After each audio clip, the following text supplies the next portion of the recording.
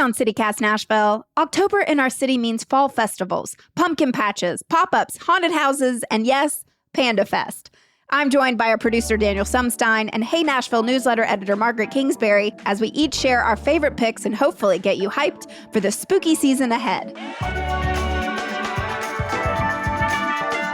It's Wednesday, October 1st. I'm your host, Marie Cecile Anderson, and this is what Nashville's talking about.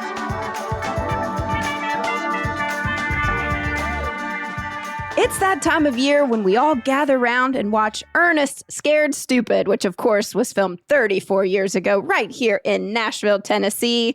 Y'all, nothing gets me in the mood quite like this movie for the month of October. It's just the perfect bite of nostalgic bliss. Daniel, Margaret, are y'all fans of Ernest P. Worrell? I am an Ernest Scared Stupid super fan. I gotta be honest. I have fond memories of going to Blockbuster Video with my two brothers, and every time we would think we were going to pick out something different, but we would land on Ernest Scared Stupid every single time. This might earn me some haters, but I do not like it at all. I cannot stand it. Oh, how? Why? Because all the snot, too much snot. I don't get it. I don't get it. Oh my goodness. And I think partially maybe like some bullies in elementary school and middle school really liked Ernest. So I associated it with them. But also, I think I just don't get it. Well, maybe together we can work through your childhood trauma and watch it together. Yeah. No. Okay, never mind. No, we won't I do mean, that. the troll is still terrifying to this day. Well, growing up close to where they filmed, like that big white house, it's on Franklin Road, and that house would catch on fire like every couple of years. Somebody finally bought it and it hasn't been caught on fire in quite some time. But growing up, we were like, ooh, it's haunted. You might have to send me the address. I want to go see that. Oh, yeah, I will. I will. There's actually an Ernest Scared Stupid like display case on the second floor of the Bell Court that I discovered last time I was there. Yeah, like there's the smaller movie theater on the second floor. And as you're walking in there, there's this like little shrine dedicated to Ernest Scared Stupid, which is a little hidden gem of the Bell Court. I had no idea about that. That's cool. Yeah, I never noticed that. Gonna have to go visit that while I'm at the Bell Court this month because they're having Shocktober, October 18th through the 31st, which honestly, these selections of horror movies are quite great. So October 21st, they have Poltergeist. October 24th, they have The Omen. October 27th, Sinners. And then, of course, we have the Rocky Horror Picture Show, October 29th through the 30th at 10 o'clock. And then October 31st, Halloween, through November 1st at midnight. Margaret, did you grow up going to Rocky Horror Picture Show at all? No, we watched it. Like we had a VHS tape of it. Yes. I've never gone to like the live interactive I have not performance. So I may have to do that this year because the Nashville Symphony is doing a Rocky Horror October 21st. It's the 50th anniversary spectacular tour. And it's 7:30 at the Skimmerhorn Symphony Center, which seems like it would be so much fun. Oh, I've been to a Halloween movie at the Symphony before. We saw the old black and white Phantom of the Opera one year, and they had a full pipe organ. Ooh, spooky. What other favorite Halloween movies do y'all enjoy? I like The Nightmare Before Christmas. Yeah, I was going to and say The Addams that. Family. Both of those are my top, I would say. Oh, yes. Addams Family. Oh. Nightmare Before Christmas was like the family movie that we all watched growing up. And then not like a horror movie, but I love Dead Poets Society in the fall. That's like a great fall movie. We used to watch that as kids every fall, which seems bizarre. But. Well, that story is based on Montgomery Bell Academy right here in Nashville, Tennessee. Well, so we mentioned all of these adult films, but I was trying to find more kid-friendly Halloween movies this year. And it turns out the Tailgate Brewing Company is showing movies all month. So October 2nd, they have E.T. October 16th, they have Ghostbusters. October 30th, Hocus Pocus. And then this is not a children's movie, but on October 31st, they're showing Halloween. But we had the exclusive announcement on our show. On October 24th, you can go to Wauseoto Park and see Hocus Pocus for free because the Fallon Company, who is redeveloping the East Bank, really wants to get people down into that space as they begin construction. I think Hocus Pocus may be my top Halloween movie. That and Practical Magic. I do love Hocus Pocus. I do love Practical Magic, too. My kid would not watch a single one of these movies. Oh, no. So I'm a little bit dubious about the kid-friendly tag. I think these are millennial movies, like nostalgia millennial movies, personally. But she does watch Spookily. It's about a little pumpkin, talking pumpkin. Oh. Yeah. Well, I'm glad you brought up your kid because this month obviously is for children, really. So, Margaret, what does your kid like to do for Halloween? Where can I go get my pumpkin patch and fall festival fix this month? We actually just went to a pumpkin patch yesterday. Really? Oh, and I'm wearing my pumpkin shirt today. Oh, my goodness, you can't it's see so it. cute. I have no makeup on. Woo! Spooky. Yeah, so we went to Flying Ghost Pumpkin Patch. This is across from Nashville State Community College. It's just where you buy pumpkins, but they do have some kid things to do. They have like pumpkin bowling for the kids. And this year they had corn huts out where kids could like dig in the corn and play in the corn with like plastic eyeballs in there. It was really fun. Digging for eyeballs in corn. Yeah. Wow. Yeah. My daughter had brought 2 little Barbies and they were like swimming in the corn and stuff like that. Oh, fun. Right in town. Because usually I feel like you have to drive, an hour out to go to a real pumpkin patch. Most of the big pumpkin patches that have like lots of games and activities are a farther drive, except for the Nashville Fall Festival, which is in Bellevue. When we went a couple years ago, it had a helicopter ride. So we went on a helicopter ride. Wait, you did it? I did it. It was terrifying. Whoa. So the helicopter has no doors. Yeah. There's no doors. Yeah, no thank you. So I was wearing a dress that had pockets, but immediately my phone started slipping. So I was just like clutching my phone and then my glasses started rattling off. But I wanted to hold Marion because I was worried about her slipping off. So I was like doing this, trying to get my glasses on and hold my phone and clutch Marion. Meanwhile, the view is beautiful. I mean, it's over by the Harpeth River with all those gorgeous, gorgeous trees. Is it like marketed, like come see the fall foliage? It is. And they also have hot air balloon rides, which they weren't there when I went. So check their website to see when they're doing those things. Another one that's semi-close is Gentry Farm in Franklin. And I like that one a lot because you just pay one price to get in, and then you don't have to pay anything extra for all the activities. It also is super kid-friendly. There's so many kid activities and playgrounds and stuff like that. And they have this little section where toddlers and preschoolers can get on tractors and pretend to dig. It does get dusty. I don't know if we've had enough rain this year, but when I went last time, there was an epic amount of dust that bothered my asthma. So I'm just giving that a heads up there. And then probably the most popular ones there are Lucky Lad Farms and Honeysuckle Hill Farm. They have like mechanical swings and giant slides. It's like going to a fair that's also a pumpkin patch. What fun. Are you dressing up for Halloween this year? And if so, where do you get your costumes? Where do you get Marion's costume? I usually try to thrift her costumes. So last year she went as Kiki from Kiki's Delivery Service. So this isn't a costume you can buy. Oh, it's a Studio Ghibli movie. Oh, Love that. It's wonderful. I love Studio Ghibli. Mm-hmm. So she wanted to be Kiki, who is a young witch who has a cat named Gigi, a black cat. And because this is a non-traditional outfit, I essentially buy separate. So I bought her a black dress, and I did find like a big red bow, and I had to find like an apron and things like that. But this year she's saying she always changes her mind a week before Halloween. So Kids right now she can't make up their mind. She saw at Target a black cat in a pumpkin Squishmallow themed. And so she's saying she wants to be that. But I'm not, it's $50. So I'm just waiting until the week before Halloween to make sure that's what she wants to do before I spend $50. And if she goes with that, I'm going to be a pumpkin cat. I'm just going to wear this shirt with orange cat ears. Brilliant. Nice. And just play it easy. Love that.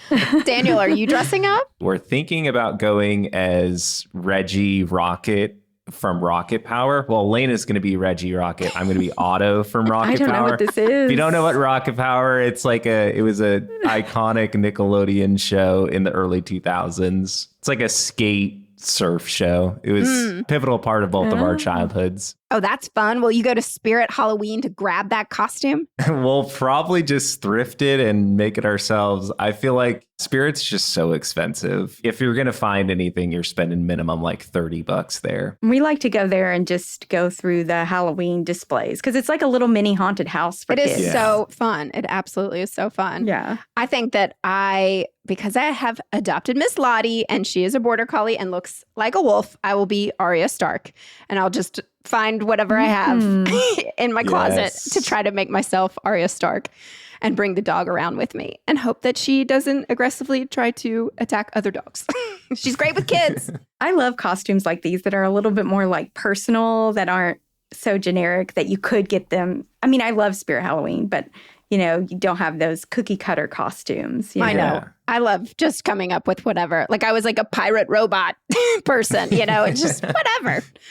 And then Margaret, what's the deal with trick-or-treating these days? Can you remind us like quick rules for trick-or-treating here in Nashville? Well, first, trick-or-treating is always on Halloween. And we have a special treat this year. Metro Nashville Public Schools has closed school for that day. Like for Halloween? They're supposed to have parent-teacher conferences that day. My school has decided to do them during the week after school so that teachers can have that day off as well. Just heads up, Nashville parents who have kids in public school, no school that day. So you can plan all day for Halloween fun. Trick-or-treating typically starts around 5 or 6. You go to the houses with the lights on. If you are someone who is not trick-or-treating, turn your light off if you don't want to give out candy. Turn your light on if you do. It's that easy. And if you want to have allergy-friendly treats, have a teal pumpkin outside, and there's a map online for teal pumpkins that you can put your house on. And then kids who have allergies can find your house. I've done that before with books. That's cool. And then it rained on the books. Yeah, oh well. It was a good idea.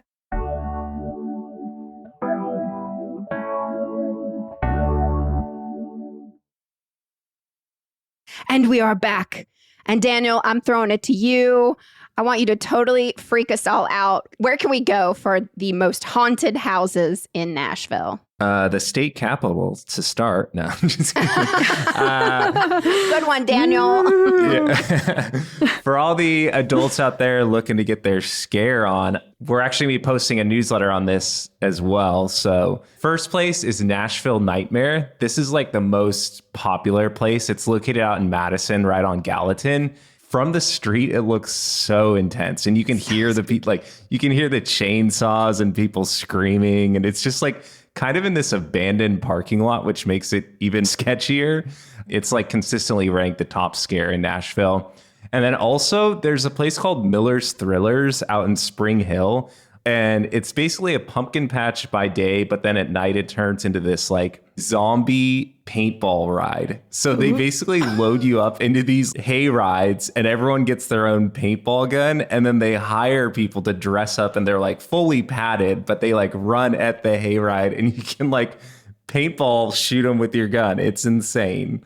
And then there's the Slaughterhouse in Hermitage, which I feel like this one, just the name alone, like Slaughterhouse, feels not into that. And then lastly, we've got the Ryman, which we just did a podcast talking about the ghost tours. That's going to be running on the night of October 3rd. Our podcast, if you haven't checked it out, it's like, even as the producer, I was blown away and fascinated by the stories that he told in that episode. So spooky, so scary. Well, so for some more adult events in town, we have all these pop-up bars, of course.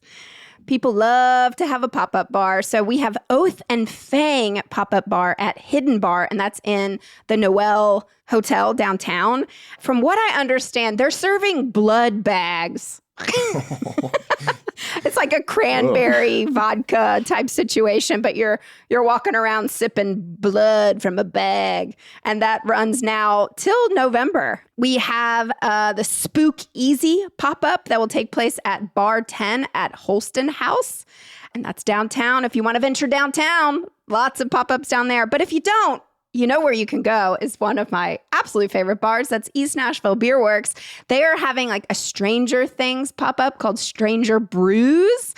And they have different cocktails, themed cocktails. They have different food that goes along with the show as well. So that's running now till November 2nd.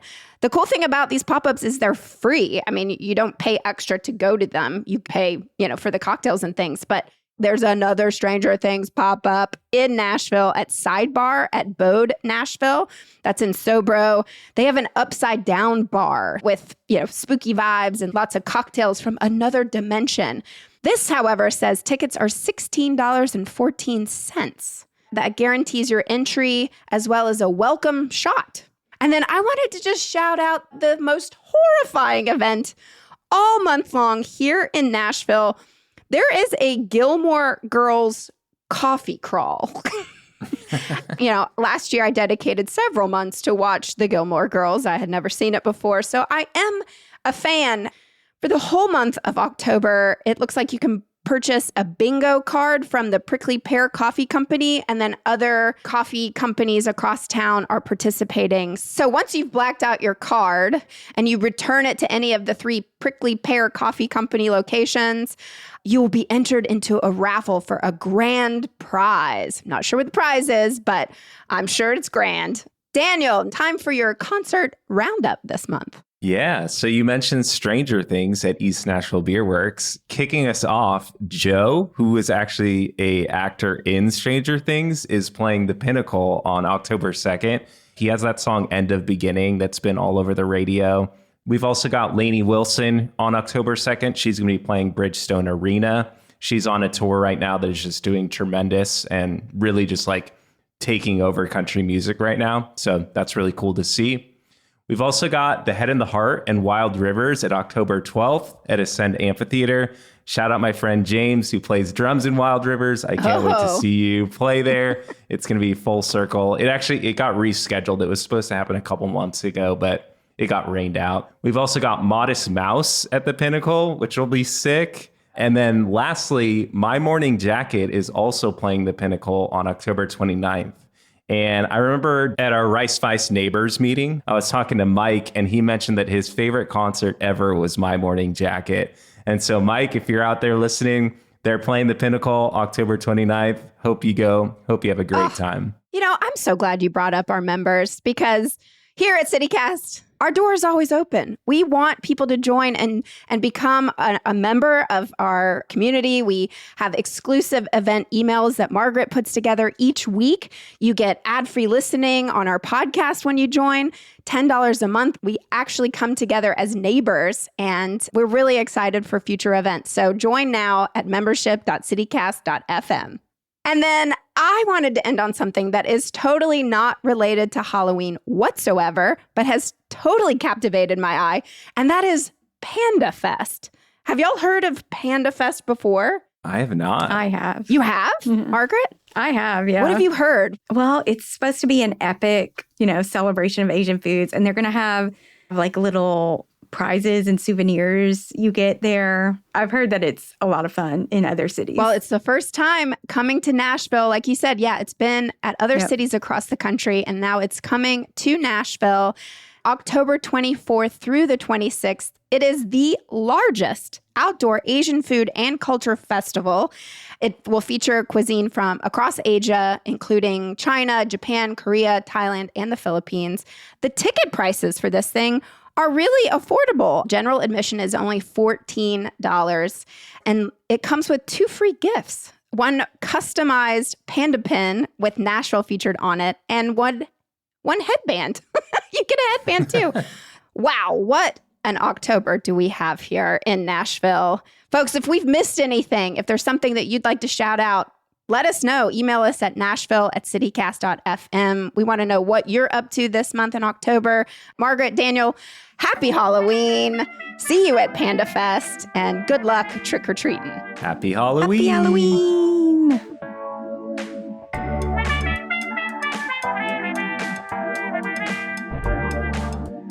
That's all for today here on CityCast Nashville. And don't forget, you can support this show and get great perks by becoming a CityCast Nashville neighbor at membership.citycast.fm. If you enjoyed the show, why not tell your friends? Rate the show, leave us a review, and subscribe to our Hey Nashville newsletter. We'll be back tomorrow morning with more news from around the city. Doodles.